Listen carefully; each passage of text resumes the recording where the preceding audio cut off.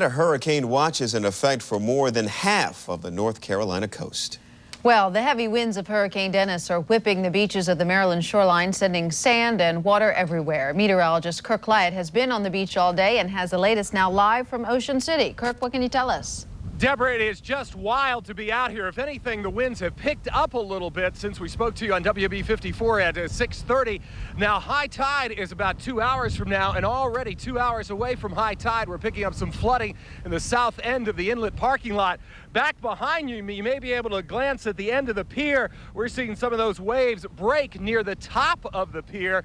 And of course, we just don't know where Dennis is going to end up going. What's so amazing about this storm, besides the lack of rain that Lori and I will talk about a little bit later on in the newscast, is the fact that this storm is still a couple of hundred miles out to sea and is just a minimal hurricane.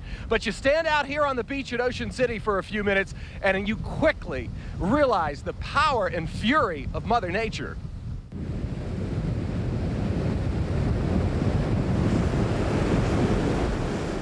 It's just neat to see that we're this far from the weather and the storm and everything, and it does this kind of effect on the surf. Storm flags are flying this afternoon at the Coast Guard station in Ocean City. But from the crowd on the boardwalk, you might not guess that Hurricane Dennis is just a few hundred miles out to sea. Kind of keeps you back a little bit, but you know, you're here for vacation, you got to enjoy the best of it.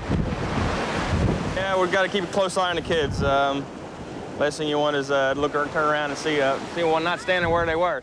While some have left town, other vacationers were making the best of dealing with Dennis.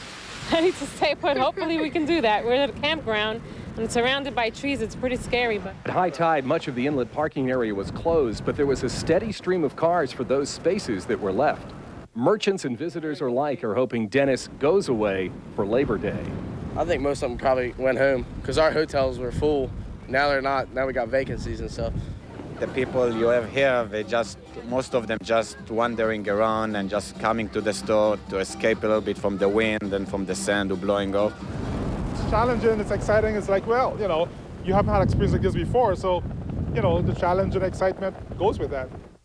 Well, it certainly is a challenge and exciting to be out here, but for public safety measures, they have gone ahead and closed the beach this evening. The Ocean City Police Department is doing a good job keeping people off the beach. The boardwalk remains open. It's a holiday weekend coming up, and we just still don't know where the storm will go, but we're going to be talking hopefully later on this hour with the mayor of Ocean City, live here from the beach, Jim Mathias, and have a additional complete update on what to expect over the next few days here along the Maryland coast. Deborah? All right, Kirk, we'll see you a little bit later in the newscast. Okay, it's a deal. Thanks. For some children, school is very tough. In fact, just going to school is a traumatic experience. But there's one school that can take kids with severe social or academic problems and make education a different experience for the child and the parents. Kirk Clyatt explains in tonight's cover story, the fourth R, relationships. It's a pretty typical looking school building, but what isn't so typical is what some of the kids have to do to get there. Well, I live about 40 to 45 minutes away. Wow. Columbia, Maryland. An hour. You live an hour away? Yeah. We live in Hampstead, which is about 17 miles from the Beltway. morning, Jimmy. We have to leave about 45 minutes before we're supposed to be here. Why do some go so far just to go to school? Because the school helps people concentrate and work, and it's really a good deal and everything, so it's worth it because you learn more. The school is very different. Stephen used to be in public school, and he just wasn't getting what he needed. Children with ADHD have many more issues than just attention deficit. There tends to be a very large social issue, and they get labeled in schools, and you know how cruel children can be. Yeah, a lot of them did make fun of me and stuff, and it was, I mean, like everybody in my class would make fun of me. Yeah. And it just, that doesn't happen as much here. Many of the students at Baltimore's Norbell School, like Stephen, are dealing with attention deficit disorders. There are some children with attention deficit that do not have social difficulties. A great majority of them do. They don't interpret what other children are either saying to them with words or through body language. And very often these kids are isolated, and it's not by choice. And then the isolation oftentimes leads to poor self-esteem. Last year was his first full year here. And in the past 8 months, he has just made incredible strides socially. A child with attention deficit may appear to be more daydreamy, have difficulty focusing, having difficulty staying on task. Whereas a child with attention deficit with hyperactivity, the ADHD component, it does not necessarily mean that they are hyperactive and they're running around, but there is an impulsive quality. School is not always a user-friendly place for kids with attention deficit. There are so many distractions. It's difficult for them to hold it together. Well, I was getting kicked out of the class because I couldn't focus. They find that they're getting in trouble all the time. For most students at Norvell, public school was not a place where they could succeed. For many of our children, they really would be failing. They would not be able to manage academically. They'd be frustrated. In some cases, they really would be acting out of frustration. And it's a smaller school. There's less kids, less frustration. When I came to Norvell, they put me on my level on what I could work on, and I wouldn't have to be so confused in my work. And I don't feel left out like I did in public school. For Anita Hendricks, life is very different now that her son David is at Norvell. David, before he went to Norvell, got so bad about going to school. He didn't want to go to school. We'd have big tantrums in the mornings.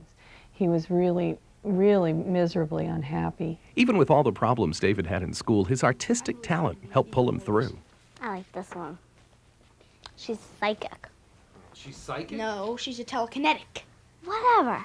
And David's artwork, as wonderful as it is, really was that kind of sustaining lifeline for him when he was trying to negotiate a school environment that wasn't as prepared for him as it needed to be. He has more friends now. He's happy when he comes home from school. And like Mom said, he's not having tantrums, and I don't have to listen to him. Norvell has individualized education programs for each student, and they teach relationships. Well, we really have a curriculum that works on helping the students really understand themselves, understand consequences for their behavior. We have a reinforcement system that helps give them real cues in that direction. Students earn either chips or points for good behavior. The teacher asks you a question that's real tough. And I get it right, and I could get 1 chip or 2 chips. It really seems to work with our kids. We find that they enjoy earning them, and they buy things at store with them, and they also earn specials and different trips. And It takes a lot more to get through life these days. You've got a lot of smart kids that can't function in society because they haven't been taught the tools they need. If you're worried your child isn't being taught the tools they need, what can you do? A lot of parents don't push for the resources that are there. The key is for parents and teachers to be proactive on behalf of the child. And be prepared and not be afraid to go and consult with attorneys to get the kind of placement that is appropriate for your child. For some, Norvell was the perfect place to both learn and develop self-esteem. I'm thinking about going to Poly or Pikesville High School for next year. Since I'm doing so well, my mom is thinking about putting me back into a public school. In Baltimore, I'm Kirk Clyatt, Fox 45 News at 10. The annual tuition at Norvell is approximately $13,000. However, some limited financial assistance is available, and in some cases, public school systems actually will foot the bill. There's no doubt Arundel Mills will be a major draw. We'll find out beginning tomorrow how that road, Highway 100, handles the crowds. George Washington's been up there for 170 years now. It's the first civic monument ever dedicated to the first president, and he's never looked better than he did tonight on this beautiful evening. It was fabulous to be here, but if you didn't make it, here's the next best thing. Let's show you some of the sights and sounds from just minutes ago when the fireworks went off, a spectacular fireworks display. This could be the picture in Maryland come tomorrow morning. Old Man Winter has dumped nearly 2 feet of snow on the south. Now it's headed our way. Good evening, I'm Kirk Clyatt. Coming up on Fox 45 News at 10, we'll have the latest on the winter storm. It's almost more like being in the Sierra Nevada of California than in the city of Baltimore. Look at this, in a relatively sheltered area here on TV Hill, the drifts are now more been knee-deep in some locations. The question is, as Lori alluded to, is this storm going to top the blizzard of '96? This is the way Baltimore looked 4 years ago. If you spent any time at all outside today, you know that keeping cool in all of this is a full-time activity. Kirk Clyatt is outside tonight and joins us live with a look at beating the heat. Kirk, how you holding up? Got to get a cool breeze anyway we can out here. 2 days in a row with record heat. Photographer Clyatt and I spent several hours out in that midday heat and found out our folks were keeping cool as the thermometer again went up over 100 degrees. Pacing myself, you know, not going too fast. You can't go too fast in the weather. You fall out, keep some water on you. Another day with record heat, and most that didn't have to be outside weren't. This is the coolest place in town. Most were inside, but not all. I have to run sometimes, so I might as well do it now. It doesn't get any cooler this afternoon, I guess, so. Plus, I'm on my way. I'm going to run right to the pool and just jump right in. But if you're still too hot at the pool, there is another alternative. I'm ice skating, figure skating. See, I like falling on purpose because I just lay down there and it makes me cool, and the pool is really hot. Officially the hottest temperature ever in Baltimore, 107 back in July of 1936. At least in one location today in the city, it was even hotter. The oppressive heat can be good for business. We're expecting probably at least 200 people are going to want snowballs today. It's gangbusters. All day long, it's been like this for the last 2 or 3 days. We make around 30 to 40 tons a day, and we're probably selling about 50 to 60 tons. For other companies, the hot weather means business is too good. They're willing to pay anything if you come right away. When the heat started Friday, we've been running all weekend, continuously, up until we pretty well wear out. Spray it on the back of you. Whew, God, that just is huge. And you're ready. It does something for you when you get the cold, wet water like that. That's the thing, keep the water in you and on you to keep the heat away. Now, if you've got the energy and want to get out on the ice, Northwest Ice Rink has a public skating session tonight at 8. And if you're trying to keep cool while waiting for the air conditioning techs to arrive, AAA Ice on Bel Air Road, open 24 hours a day. But what we really need is a change in the weather, and I've got a hunch Lori will have at least a little good news for us because it's still hot, close to 100 degrees here in the shade on TV Hill. Deborah? All right. Thanks, Kirk. Hot. At a time like this, you really want to be back home and with your family and with your coworkers and to be back on the air. And to simply be trapped and not be able to go, the loss of liberty is very, very difficult to deal with. Jamaica is a striving, developing country, but under the circumstances and with State Department warnings that have been issued regarding Americans traveling overseas, it isn't prudent now for me to leave the complex that I'm on. Wow. Isn't that neat? I'm just so glad to be breathing. Wow. To be back in the U.S. and to be here. It was just an amazing experience. We'll talk more about as the week progresses. It seems like so long ago that this time last week, I was sitting there on the beach of the Caribbean Sea right here on Fox 45 Morning News. And then, of course, the tragic events of the week. So we've got a lot to talk about. We're going to be talking to Jane King from Wall Street later this morning. People are on pins and needles. Just checking the Nikkei, the Tokyo Index, down 5% today. It's at its lowest level now since 1984, not 94, 84. So we're talking a 17-year low for the Nikkei, and unfortunately the European indices are getting hammered hard this morning. So we'll find out what the mood is on Wall Street. Maybe there'll be some recovery. Warren Buffett, who you may know is a legendary investor, says he's not selling anything.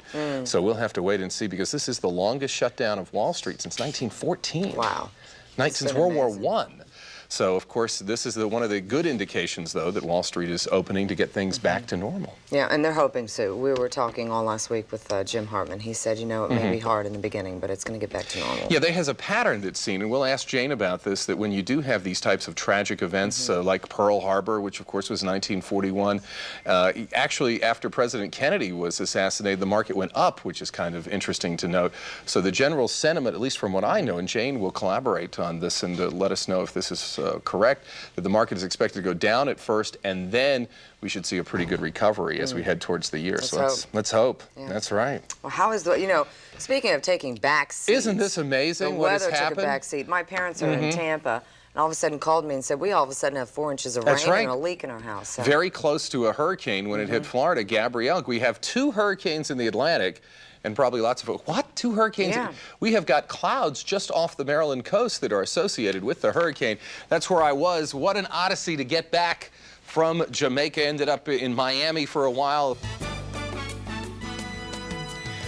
And good morning. Welcome back to Fox 45 Morning News at 6:47. Trouble in Asia. Japan's key index, the Nikkei, is down again today, closing at a 17-year low at 96.43. It's really amazing when you consider about 1990, that indices was close to 40,000, now under 10,000. Japanese investors fled export stocks as the dollar fell against the yen amid concerns, of course, about the U.S. economic outlook. We get a better idea of that outlook in just a few hours when Wall Street reopens, the longest closure there's been since World War I. Jane King is now live in New York with more on that. Jane, first, how does it feel for you to be back at work, and what was it like for you to get to work after all the tragic events of last week? Well, it's a little strange to be back, but we're here, we're ready to get back, and we're going to do the best job we can. Well, Jane, let's hope that many investors follow the lead of Warren Buffett, who's, of course, one of America's richest men and a premier investor. And he says he doesn't plan on selling anything. But the facts are we're 500 points away from the low for the year on the Dow at 96.05, just 75 points away on the NASDAQ at 1695. What do you feel, or what kind of sense do you get will happen when the markets do reopen? Is there going to be a strong wave of initial selling? Well, I do hear that some selling would be totally expected and normal at the opening. Of course, the airlines and insurance probably going to hit hard today. Jane, thanks so much. I know it's going to be a busy day for you, and we'll check back with you a little later live this morning here from Wall Street on Fox 45. Now, coming up next, when we come back, we'll check in with our own financial advisor from Legg Mason. Jim Hartman will give us his perspective on the market reopening and what it could mean for you. It's 6:52. That's coming up next with Jennifer on Fox 45 Morning News.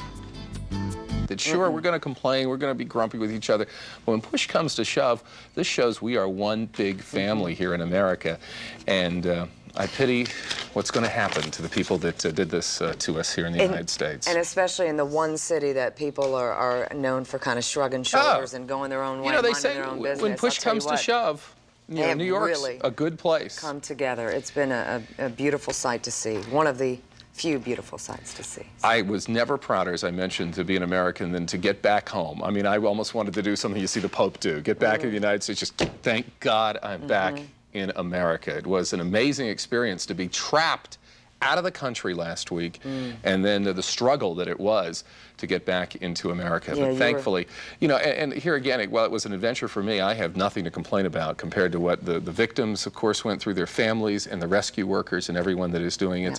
Hopefully, though, today, things will get back to normal and people are beginning to put things back in place because the world keeps on going. Yeah, I was reading part of your journal too. You were reading it to me about your experience. It's neat that you kept a journal. Oh, I did. I had too much time and needed to put that, and I'll have that up on my website in the next couple of weeks after things kind of settle down. Just what it was like to be trapped in a developing nation with your country under attack. Yeah. So where I was, let's show you, of course, if you were with us last week, what a world, what a difference our world is compared to the way it was last week when I was on the beaches of the Caribbean Sea, and hopefully you saw that here on Fox 45 Morning News. And then my only real concern was to get 1,500 miles back home here to Maryland, kind of a surreptitious route through Florida.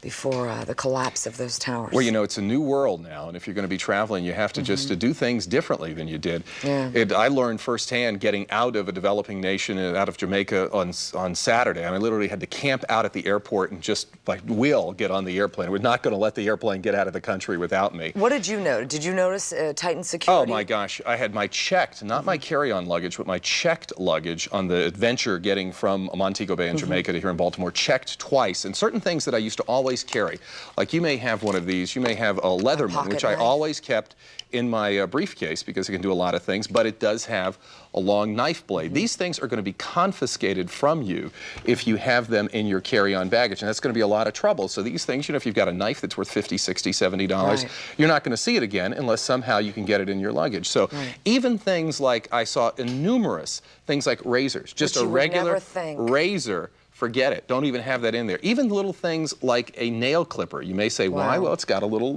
knife point on the end. But large knives like this, razors, simply forget it. Leave it, or you're going to have to throw them away. Matches, lighters, those type of things, even things like a flashlight, like a little mag light.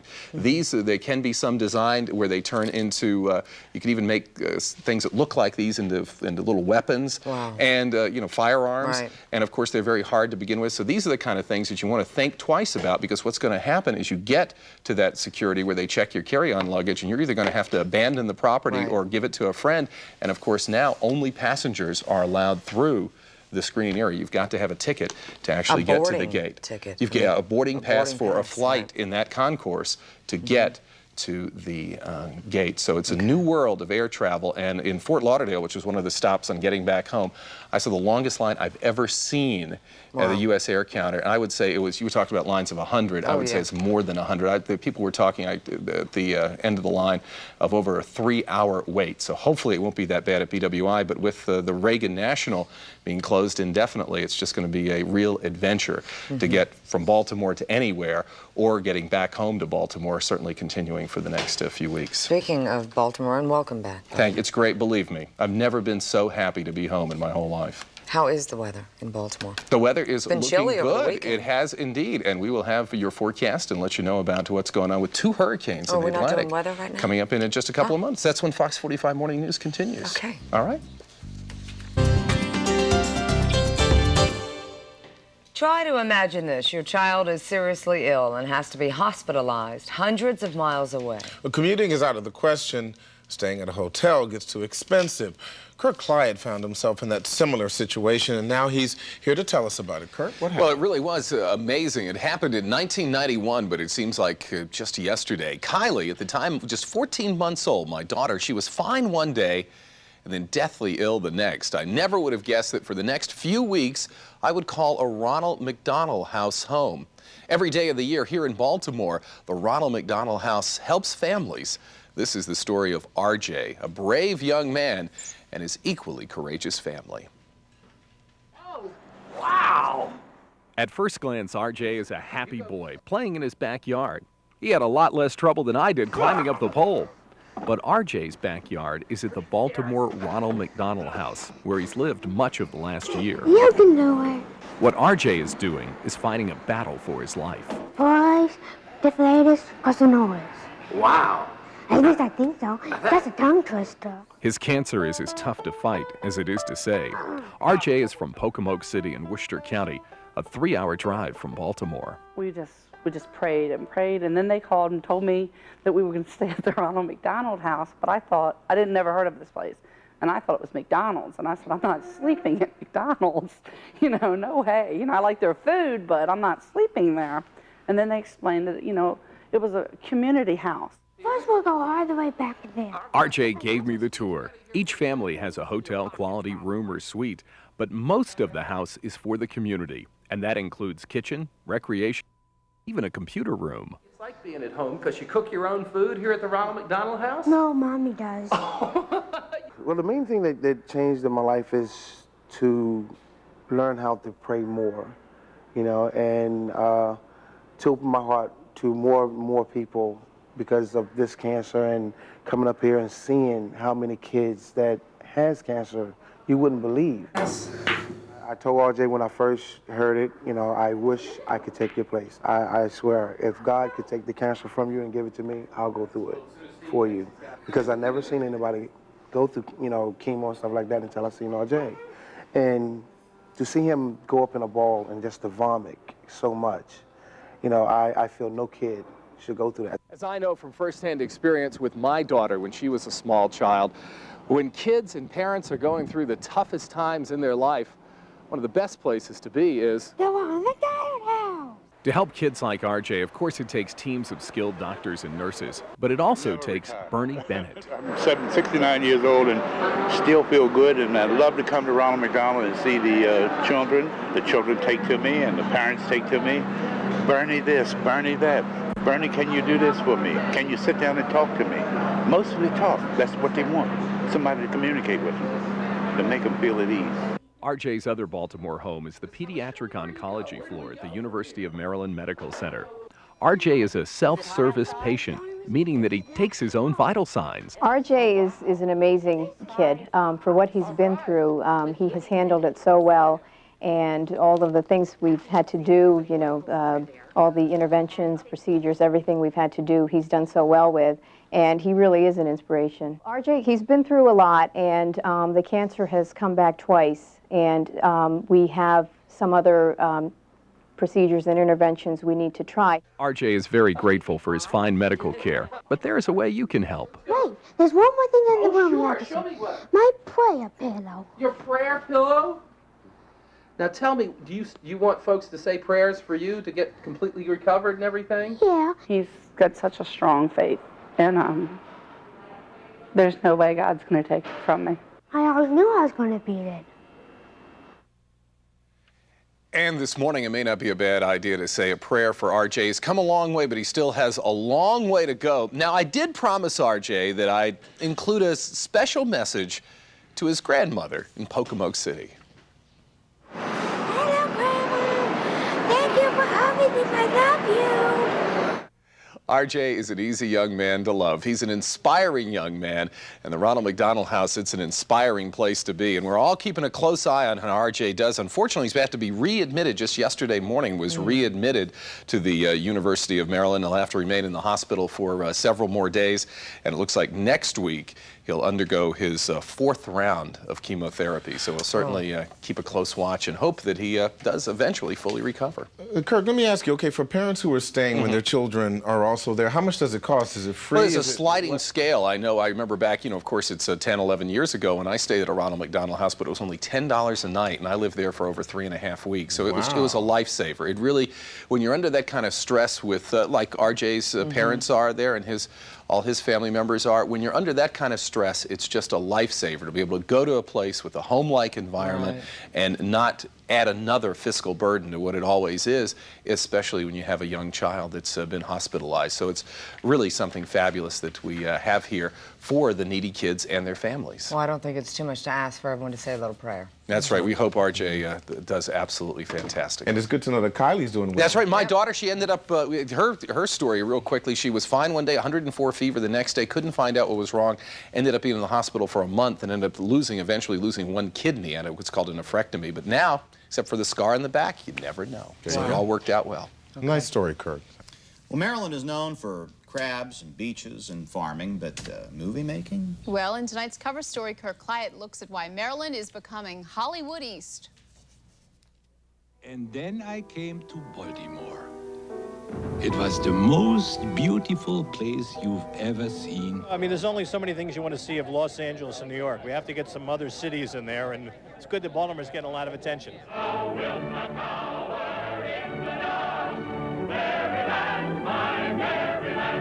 In 1939, Maryland was one of the first films shot in Maryland. It featured steeplechasing and fox hunting. Daylight I saw between you and the saddle, darling. Well, it wasn't the Aurora Borealis. Well, from the last 2 years, we have the economic impact of feature films and the homicide show has been in excess of $75 million. Which is quite a bit more than it was. Several years ago, we were averaging around $40 million a year. And where does all that money go? You just never can tell. It can impact on almost anyone. We did Runaway Bride last year, and in that movie, they had 4 full weddings that were filmed. And so the bridal shops, I think, got cleaned out during that period of time. You're 6 o'clock. You have something they want. 2 targets, rooftop. I don't have anything. Maybe you do and you don't know it. You may even end up in a movie, as retired executive Bob Wentz did in Enemy of the State. He didn't give me anything. This is at the beginning of the film during the murder scene of Jason Robards, who plays a United States Senator. We have reason to believe that Mr. Zavitz may have passed sensitive materials to you. What kind of materials? Sensitive, sir. Keep in mind that there is a cassette here that's filmed this murder from across the lake, and it was put there by a park type or an ornithologist to observe the wildlife movements. So in order to do that long shot, they used a photo double, which is what I was doing for Jason in place of Jason I was dressed like him and made up like him, and I was zapped with a morphine needle. When the film is played in the beginning of the movie from across the lake, you will see a kind of fuzzy reenactment of that killing. And that character is me, it's not Robards. You live another day, I'll be very impressed. You might not have known it, but living here in Maryland, you really live in many places. All it takes is a little bit of movie magic, and all of a sudden, Baltimore becomes Paris. In the movie Washington Square, Baltimore's Union Square became a 19th century neighborhood in New York City. I was a little worried when you sent for me to meet you here and not the house. This was the site of both the engagement party and the wedding reception in the film. Bob Wentz was also in this film. The director was extremely meticulous. We took take after take after take of scene to achieve what she wanted to get out of this, each scene. I'll do my husband. Interesting, too, the streets were covered with dirt to look like an 1860s street. What you look for is texture in a film. You know, when you come in to make a movie, even though the script is written and you've got the cast all set, you get things from the area in which you're shooting. The state of Maryland has great diversity in its look. You can come to this very small state and you can have the urban